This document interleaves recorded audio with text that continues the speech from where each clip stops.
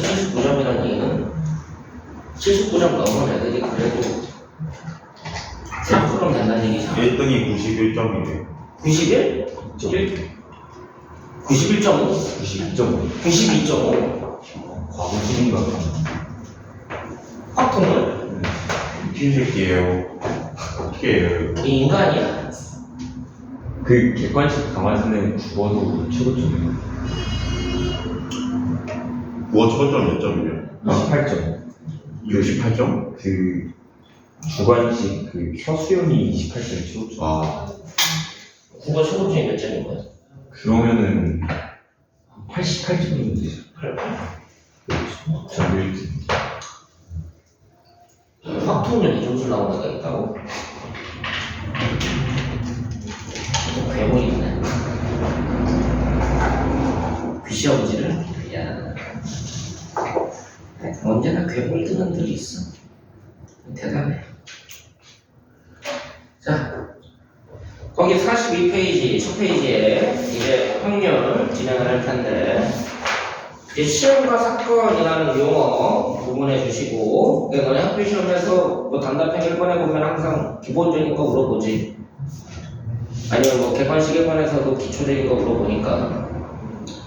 자, 시행이라는 말 한번 거기 읽어보자. 같은 조건에서 여러 번 반복할 수 있고 그 결과가 우연에 의하여 결정되는 실험이나 관찰을 우리가 시행이라고 얘기를 하지.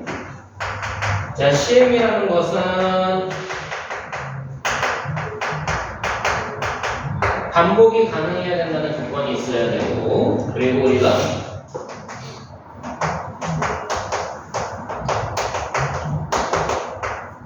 우연의 결과에 의한 실험을 하고 이거를 관찰하는 행위를 우리가 시행이라고 얘기한다는 거. 뭐 큰 용어는 아닌데 정확하게 구분하는 과정 얘기야. 주사위를 던지는 거는 반복하는 거고 우연히 가능한 거고 그걸 우리가 실험하는 행위라고 보는 거니까 주사위를 던지는 시행이라고 얘기를 하는 거다. 동전을 던지는 시행, 카드를 뽑는 시행, 주머니에서 공을 뽑는 시행. 이해됐어? 그럼 이제 시행에서 우리가 사건이라는 것은 어떻게 이루어지느냐? 거기 2번에 보면 어떤 시행에서 일어날 수 있는 모든 결과의 집합을 표본공간, 이걸 보고 전사건이라는 표현을 쓴다. 표본공간의 부분 집합을 사건이라고 하고 또 원소 한계로 이루어진 사건을 그런 사건이라 한다라고 이제 퉁쳐서 얘기하고 있는데, 이 사건이라는 것은 시행의 결과물을 얘기해. 시행의 결과물들을 봤을 때 이걸 보고 사건이라고 얘기를 하고, 이 시행의 결과물들을 모두 모아놨을 때 얘의 전부를 우리가 표본공간 또는 전사건이라는 개념으로 설명을 한다. 이 사건이라는 것은 실질적으로 표본 사건, 이걸 이제 집합이라고 보면 되는데 얘의 부분 집합이다라고 생각하면 되는 거야. 근데 부분 집합 중에는 이걸 보고 이제 속칭 부분 사건이다라고 얘기를 하면 되는데 부분 집합이라고 생각하면 돼. 이 표본 공간 전사건이라는 표현은 우리가 기호로 S를 사용한다. 이 사건이라는 것을 집합으로 A라고 얘기했을 때 이 A 중에는 뭐가 있는 거냐면 이 표본 공간을 E1, E2 쭉 가서 EN이라고 얘기를 하자. 그럼 경우의 수가 총 N가지의 사건을 갖고 있는 표본 공간이 되는 거야. 이해됐어 안 됐어? 그럼 이 중에서 얘는 이제 부분 사건이니까 부분 집합이니까 S의 부분 집합이다 라고 표현을 하면 S 중에는 부분 집합이니까 공집합 개념도 있을 거고 다른 부분 집합들도 있다가 전사건과 같은 부분 집합도 있겠지. 그럼 이랬을 때 이제 얘는 우리가 따로 공사건이라는 표현을 쓰게 될 거야. 이 부분 집합들 중에서는 뭐가 있는 거냐면 원소 개수가 한 개인 부분 집합이 있어. 맞아 안 맞아?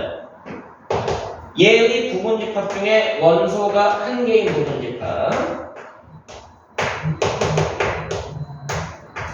얘네들 얘네들을 뽑았을 때 우리가 다른 명칭을 쓴다. 얘를 보고 이 사건들에 대한 근원 사건, 이 시행에 대한 근원 사건이다라는 표현을 써. 저 용어만 명확하게 체크를 하고 가자고.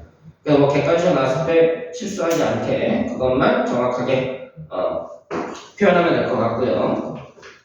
자, 그 다음에 이제 새로운 용어가 나오는데 배반 사건과 여사건이라는 말, 그리고 합사건과 국사건이라는 말. 뭐 특별한 건 아니니까 용어에 대한 부분을 명확히 하고 가자고.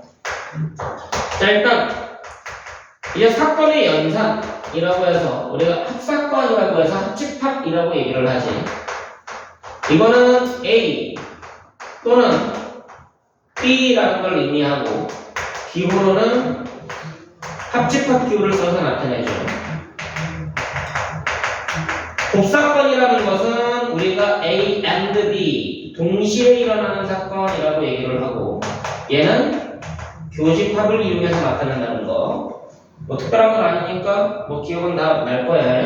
자, 이거 말고 이제 여사건이라는 거, 이거는 그냥 A의 여집합 기호를 똑같이 쓰게 되는 거고.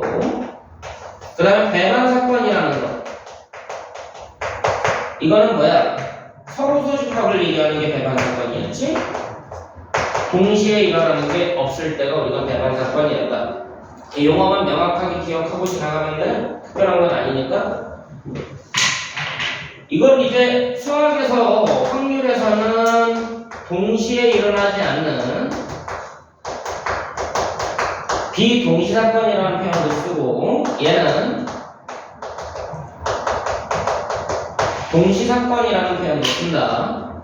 이거는 연산으로 보면 덧셈에 관련되어 있는 거고 얘는 곱셈에 관련되어 있는 거야. 근데 실제로 이 곱사건에 해당되는 내용은 여기서 진행하는 게 아니라 뒤에 조건부 확률을 이용해서 계산하게 돼 있다라는 거, 그것만 정확하게 지켜주면 돼.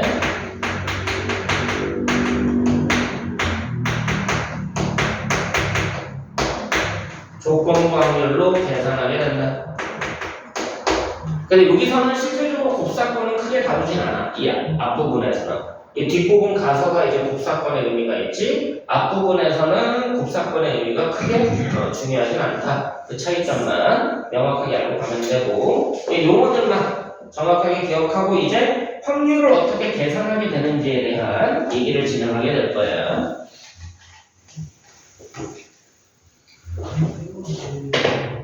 자, 이제 확률의 정의를 내려보자고.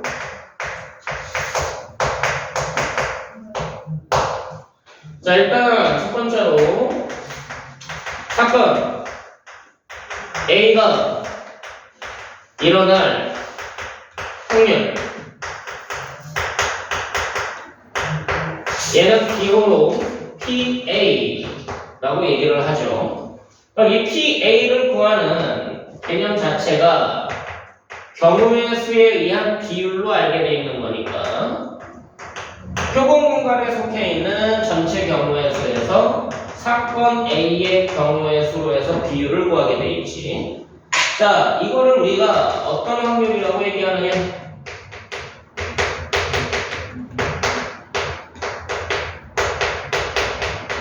수학적 확률이라고 얘기를 해. 일반적으로 우리가 경우의 수를 구하는 과정 자체가 수학적으로, 이상적으로 따지는 경우의 수를 따지기 때문에 이걸 보고 수학적 확률이라고 얘기를 한다. 자, 근데 이 수학적 확률 외에 어떤 확률이 있어? 경험적 확률, 통계적 확률이라는 것도 있죠. 이 통계적 확률을 정확하게 용어로 여러분들한테 설명하면은 되게 어려운 용어라서, 자, 저게 어딨냐면 그 다음 페이지 봐봐. 44페이지. 페이지 넘겨서. 통계적 확률. 거기도 한번 읽어봐. 뭐라고 써있나? 3번에. 어떤 시행을 n번 반복하여 사건 A가 일어난 횟수를 Rn이라 할 때 n을 한없이 크게 함에 따라 상대 도수 n분의 Rn이 일정한 값 P에 가까워지면 이 값 P를 사건 A의 통계적 확률이라 한다. 통계적 확률을 구할 때 실제로는 n을 한없이 크게 할 수 없으므로 n이 충분히 클 때의 상대도수 n분의 Rn을 통계적 확률로 생각한다. 어떤 느낌인지 알겠니? 엄청나게 크게 못하니까 어느 정도 크면은 그걸 인정한다. 원래는 그건데 그럼 어느 정도 크다는 게 뭐냐 이거야 대체. 뭐 개인적인 기준 다른. 만약에 주사위를 던졌어. 주사위를 던졌는데 100번 던졌어. 그냥 많이 던진 것 같아. 느낌상. 근데 100번 중에 1이 10번밖에 안 나왔어. 그럼 1이 나올 확률을 뭐로 보자는 얘기야? 네. 10분의 1로 보자는 얘기야. 맞지?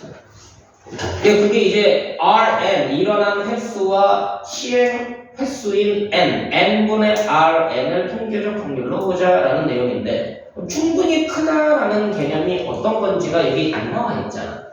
그래서 그냥 거기 보통 보면은 표가 나와 있고 이제 시행 결과가 나와 있으니까 그 시행 결과에 따라서 비율로 구할 때를 통계적 확률이라고 생각하면 돼.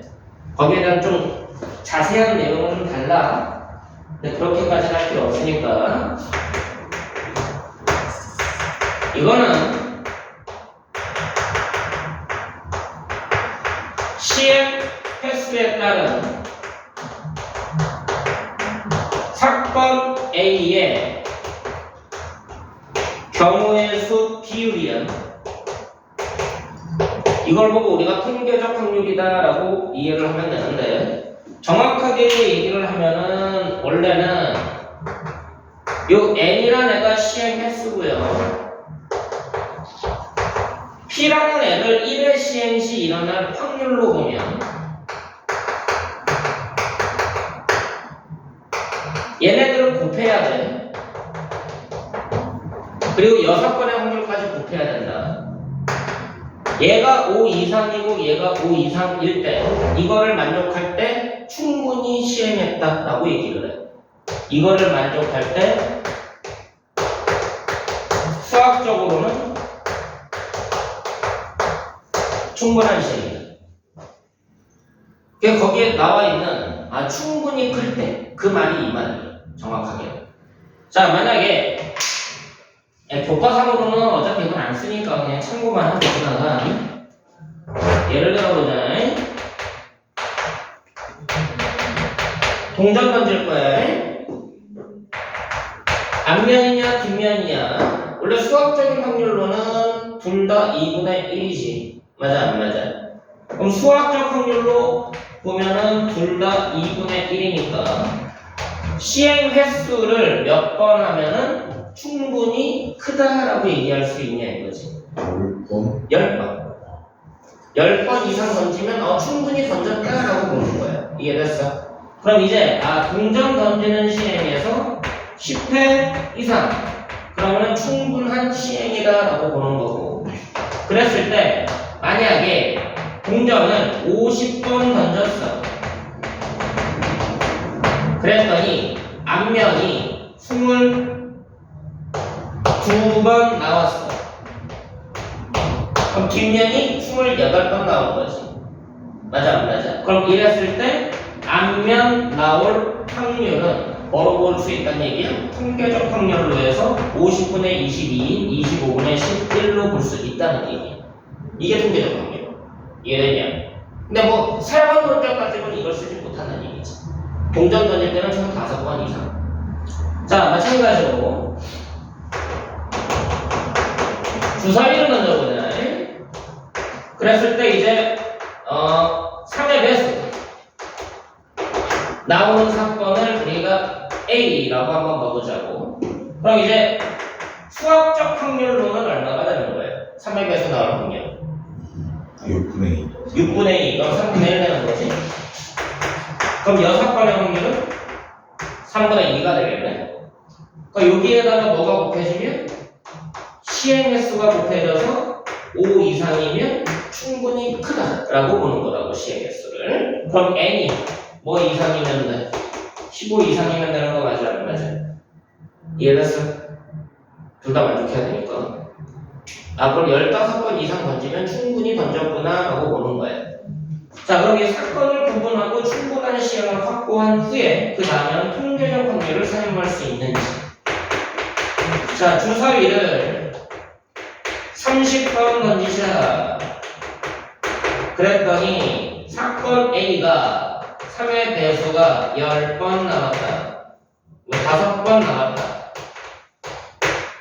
그럼 이제 충분한 시행이 됐으니까 사건 A가 일어날 확률은 이게 아니라는 거지. 3분의 1. 이해되냐? 3분의 1로 보는 게 아니라 자료조사에 의한 비율 30분의 5인 6분의 1이 통계적 확률로 보겠다는 얘기야. 이해됐어? 그게 충분한 시행이 뭔지를 알고 우리가 통계적 확률을 접근하겠다는 거지. 됐냐? 근데 이 내용 자체가 교과 과정에는 써있지 않아. 그리고 교과 과정에는 이게 이용되어 그냥 정리가 돼 있는 책이 가끔 본 것 같긴 한데 거의 없어. 뭐 한 편에 살짝 써있거나 그래요. 그래서 보통 이제 우리가 확률을 구하거나 이제 통계 자료에 의한 확률을 구할 때는 시행 개수가 항상 많은 걸 가정하고 문제로 나와. 그래서 조사 대상도 많아야 돼. 뭐 100명을 대상으로, 1000명을 대상으로, 300명 대상으로 조사했을 때 그런 식으로 나온 거야. 단순하게 10명 대상으로, 5명 대상으로 그렇게 안 나와. 주사위를 던졌을 때 뭐 어떤 시행을 했을 때 100번 이상, 뭐 1000번 이상 그렇게 나온다는 얘기지. 저런 거 방지하려고. 이해됐어? 저거는 그냥 참고 삼아서 정리를 한 켠에다 해놔. 필요한 내용일 수도 있으니까. 저거는 이제 통계적 확률 옆에다가 시행 횟수가 충분히 크다라는 말에다가 따로 좀 정리를 해두면 좋을 것 같고요.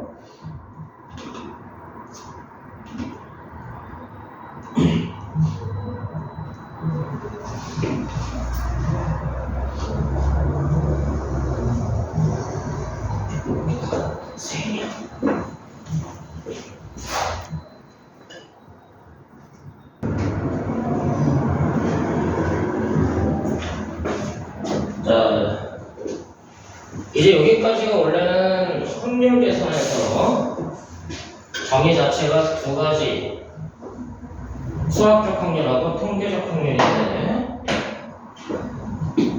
이건 범외야. 이 확률이 정의되는 게 한 가지가 더 있거든.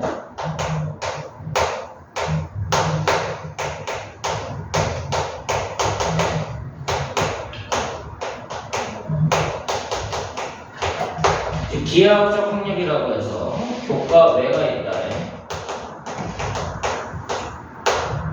그냥 기하적 확률, 그냥 도형의 넓이, 부피, 그것을 이용한 확률이기는 한데 이게 교과 외가 된 이유가 교과 과정에서 삭제된 부분 때문에 이거를 고등 과정에서 확률로 연결을 못 시켜서 삭제가 된 거예요. 그럼 교과에서 삭제가 된 부분이 뭐냐면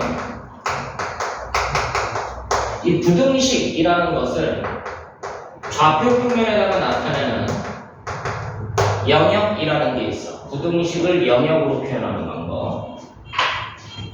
그냥 간단하게만 설명할 테니까 잘 봐. x가 1보다 크다. 이거는 뭐야? 수직선에서 영역 표시할 수가 있지. x축이 있고 1이 있으면 1보다 큰 영역, 여기를 말하는 거잖아. 맞지? 그럼 우리가 y는 x라는 직선의 방정식이 있잖아. 그럼 이거는 방정식의 영역이라고 얘기를 해. 얘는 방정식이라고 얘기를 하고 얘의 영역을 표시를 해보면 뭐가 되는 거야? 직선이 되는 거야. 맞아, 맞아.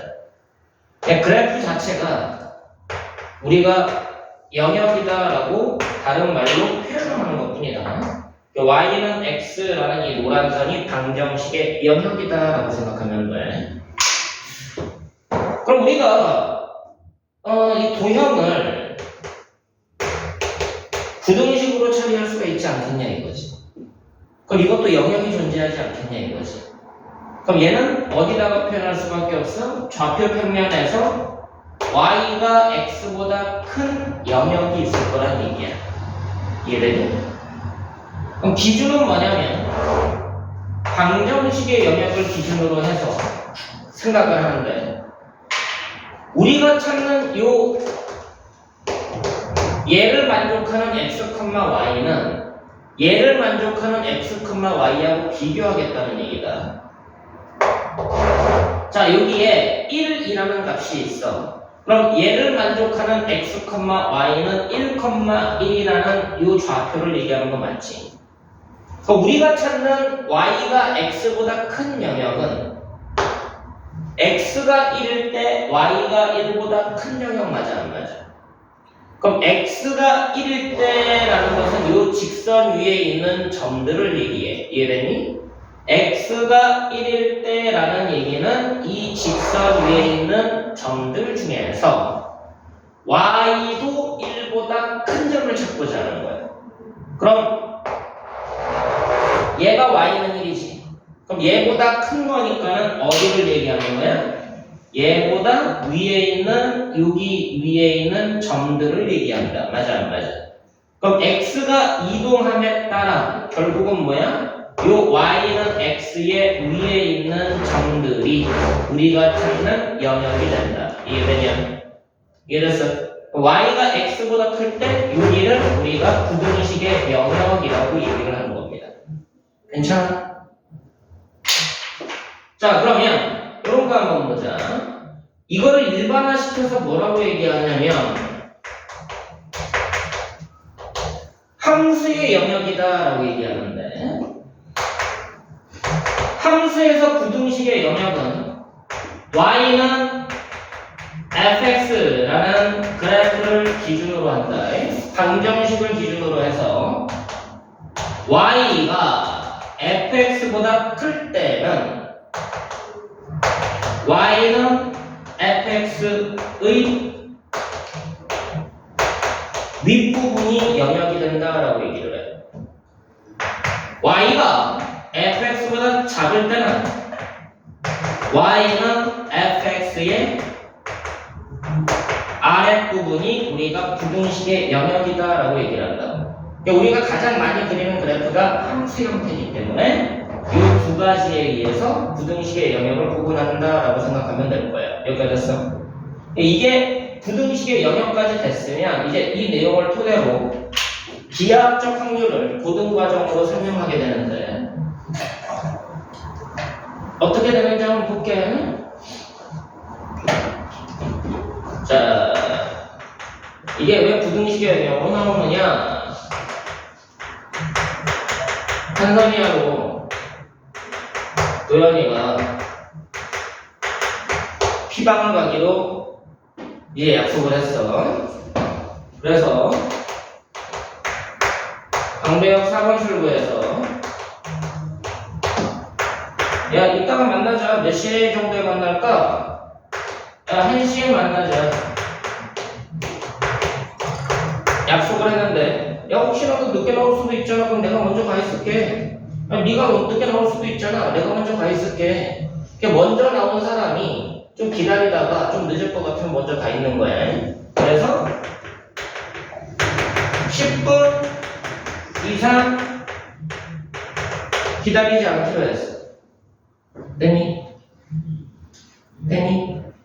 1시경에 만나기로 했는데 시간은 1시부터 2시 사이에 만나기로 약속을 했어. 야, 우리 1-2시 사이에 만나기로 하고, 그리고 10분 이상 기다리지 말고 그냥 나왔는데 없으면 한 10분 정도 기다려 먼저 가자고. 됐어? 자, 그랬을 때 두 사람이 만날 확률. 너무 어려운 것 같아. 아니, 그렇게 안 어려워 생각보다. 근데 저게 기하학적 확률이라고. 고등과정에서의 기하학적 확률. 근데 잘 봐. 어떻게 체크가 되나? 한선이가 나온 시각을 1시 0분에서 2시 0분 사이에 나올 거 아니냐? 마찬가지 도연이가 나온 시각도 똑같을 거란 얘기지. 그래서 한선이가 나온 시각을 1시 x분이라고 설정을 하고 도연이가 나온 시각은 1시 y분이라고 설정을 한번 해보자. 자, 그럼 x의 범위가 어떻게 되니? 0에서 60 사이 맞아 안 맞아? y도 마찬가지야.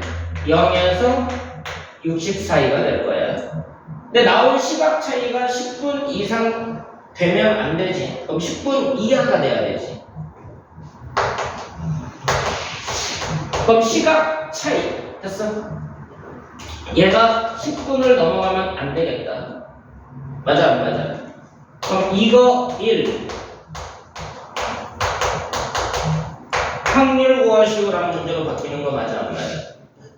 이해되니? 이 문장 구조 자체가 수식화 시키면 이렇게 바뀐다는 얘기야. 자 그럼 얘가 어떻게 되는 거냐?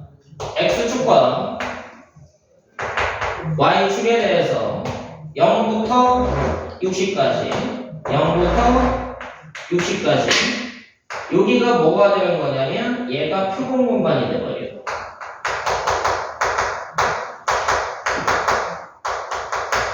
됐냐 안 됐냐? 그럼 이 사이에서 이제 얘를 계산할 건데 y 빼기 x가 마이너스 60 이상 60 이하가 될 거야. 아 60이야 10 됐니? 그럼 이쪽 거를 보면은 y가 x 빼기 10 이상이지. 맞아 안 맞아? y는 x 빼기 10 이상이니까 y는 x 빼기 10이라는 그래프를 그려줘야겠죠. y는 x 빼기 10이라는 그래프를 그리고 y가 클 때는 어디라고? 위라고. 그럼 이제 제 영역이 여기가 되는 거예요. 됐어 안 됐어? 근데 표본 공간을 벗어나면 안 되니까 요 사각형 외의 범위는 없어지겠지. 자, 마찬가지. 이쪽 거를 풀어보면 y가 x 더하기 10 이하가 돼버려. y는 x 더하기 10은 이렇게 생겼을 거다. 그럼 얘의 아래쪽이 되겠지. 그럼 표본 공간 중에서 얘가 차지하고 있는 것은 6. 됐어? 그럼 둘이 만날 수 있다라는 얘기는 결국은 뭐야? 여기가 둘이 만나는 영역이 되는 거지. 이해가 안 돼? 그럼 이제 확률은 뭐가 되느냐? 표본 공간의 넓이 중에서 사건 A가 차지하고 있는 넓이의 비율인 거야. 이해됐어? 근데 얘 구하는 것보다는 얘네들 구하는 게 편하지 않아? 10 곱하기 50, 50, 50, 50 이거 두 개 합치면 정사각형 맞아 안 맞아? 그럼 2,500만이 3,600에서 2,500을 빼면 얼마? 1,100. 됐어? 와우. 그럼 확률은 뭐가 되는 거야? 3,600분의 1,136분의 10 이야. 이게 기하적 확률. 됐어? 혹시 모르니까 참고해줘. 왜? 상문이니까. 이런 건 안 나오면 좀. 상문이니까. 혹시 모르니까. 교과 외는 잘 안 내던데. 이게 교과 외라고 얘기하기가 어떻게 보면 애매해. 그리고 논술에서는 이런 게 경계를 타는 거기 때문에 내기도 한단 말이야. 그래서 그냥 참고해서 기억해. 정리해봐.